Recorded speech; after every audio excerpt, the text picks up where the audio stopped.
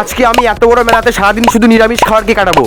Hello বন্ধুরা, আজকে আমরা এসেছিলাম একটা মেলায়। এই মেলাটা দিনের বেলা হয়। এই মেলাটা খোলা মাঠের মাঝখানে হয়। মেলাটা সকাল থেকে সন্ধ্যা অবধি চলতে থাকে, রাত হলে সব শেষ হয়ে যায়। আর এই মেলাতে যারাই আসে তাদেরকে মাথায় করে ঢিল নিয়ে যেতে হয়। সবাই ঢিলগুলো নিয়ে গিয়ে মায়ের কাছে নিয়ে গিয়ে রাখে। সবাই মায়ের এখানটায় ঢিল এনে এনে দেখো জায়গাটায় কত উঁচু করে ফেলেছে। তো এই মায়ের নাম হলো ঢিলাইচণ্ডী মা, আর এই মেলাটার নাম হলো ঢিলাইচণ্ডী মেলা। এই মেলাটা পৌষ মাসের প্রত্যেক শনিবার ও মঙ্গলবারে হয়। যেহেতু আজকে আমরা শনিবার দিন এসেছি, তাই আজকে আমাদের সারাটা মেলা নিরামিষ খাবার খেয়ে কাটাতে হবে। এখানটায় দেখছি একটা দাদু গরম গরম চপ ভাজছে। তাই দাদুকে বললাম দুটো চপ দিতে। দাদুর দোকান থেকে নিরামিষ চপ নিতে গিয়ে দেখি পাশে ডিম। কোনো টেনশন নেই, আমরা দাদুর দোকান থেকে ডিম নেবো না, শুধু চপই নেবো। ওখান থেকে গরম গরম চপ খাওয়া শেষ করে চলে আসলাম এই দোকানটায়, কারণ এখান থেকে তৃষ্ণা মেটানোর জন্য খাবো আখের রস। এখানে এসে দেখি আখ দুটোকে একটা বক্সের মতো ভরে দিয়েছে, আর বক্সের থেকে এক রস বেরিয়ে আসছে। ওনাকে বলতে উনি আমাকে এক গ্লাস আখের রস দিয়ে দিল। ওখান থেকে আখের রস খেয়ে চলে আসলাম 22 রকমের মশলাযুক্ত একটা ঝালমুড়ির দোকানে। এখান থেকে 10 টাকা দিয়ে ঝালমুড়ি খেলাম, আর এটা খেয়ে আমার দারুণ লাগলো। ঝালমুড়িটা খাওয়ার পর আমরা খুঁজতে লাগলাম আর কোন জায়গায় নিরামিষ খাবার আছে, কারণ আমার মনে হচ্ছিল নিরামিষ খাবার আর কোথাও নেই। হট করে মনে পড়লো জিলাপির দোকানে সবই নিরামিষ হয়, তাই ওখান থেকে চট করে একটা গজা নিয়ে খেয়ে ফেললাম। আজকের মতো এটুকু।